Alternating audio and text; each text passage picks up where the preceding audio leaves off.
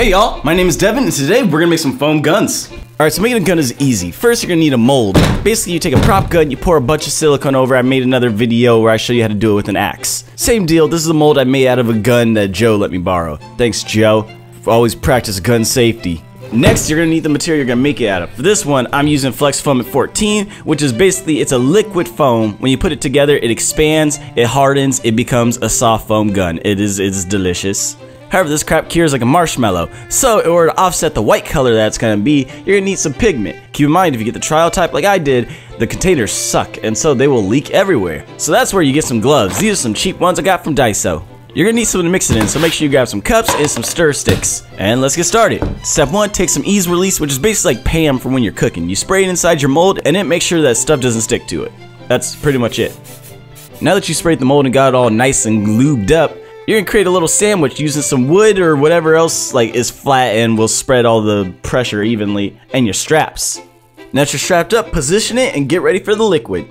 This one has a mixing ratio of 1A to 2B, which basically just means pour twice as much of the blue one as the yellow one inside of a single cup. But the moment you do this, you only have 60 seconds to work with it. So first I'm going to pour it in 2 separate cups to get the measurements right, mix the pigment into the type B, and then mix those two together. Alright, now that I got it all mixed up, I'm going to pour it inside the mold, and just wait. Well, it's a few hours later, and as you can see, there wasn't enough foam. It looks like maybe I might have got half the gun.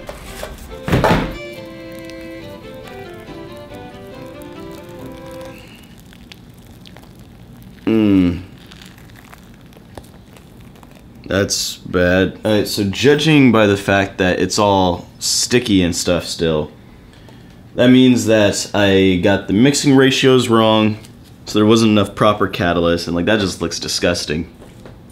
That's all bad.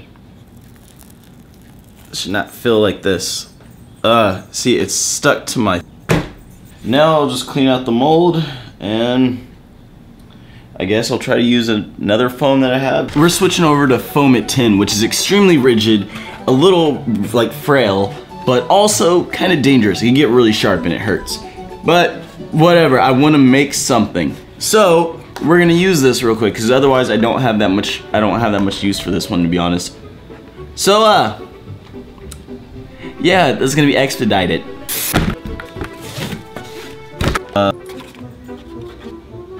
Not the best mix, but whatever.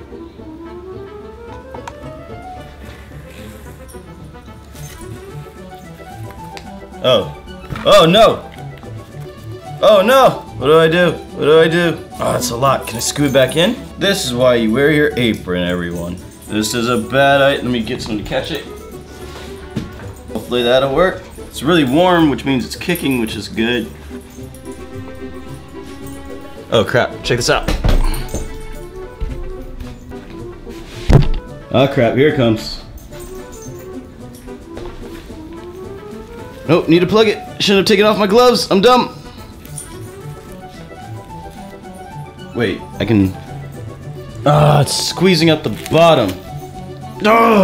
That's why you always wear gloves, because now my hands are screwed. See? Leave holes and that's what happens. I've been scrubbing my fingers a ton, but can't get most of it off. Let's see how this crappy thing turned out, yeah? Lightly tease the corners out. And oh, it's warm. There you go. It looks like potentially when I made some alterations, I may have cut too much off. Ow! See, this is why I have no use for this foam. I guess it could be used to like fill something in, but as far as props, I wouldn't recommend it because it's not flexible, it's sharp, and it's really annoying to work with. So like your molds have to be on point, and it's not for something that I think you really want to hold. Oh my god, Alright, so there are a few things that went wrong with all of the molds that I did today.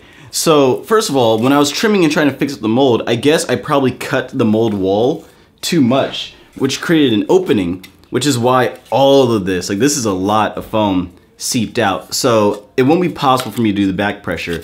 However, as you can see, like there is really good detail on each of these regardless.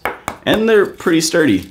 But yeah, like this right here, it's too hard, too thick for me to like really cut. I could cut it down, sand it down, but I'm not gonna use this anyway. And then just for the heck of it, I did another pull, which is this gun right here. And yeah, this one kind of works. I did some endurance tests. Just dropping it on stuff, and it's pretty sturdy. It actually hurt a little bit, but it's more like a slapping sensation than like anything. The cool thing about foam at 5, which is what this one is that it expands a lot, so it doesn't take as much to fill in an object. From afar, I imagine once you paint it, it probably would sell a bit more.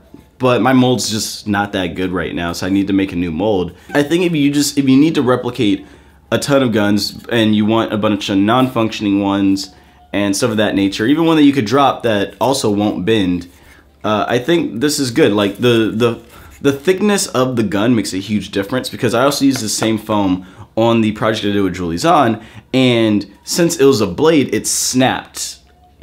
Each one snapped.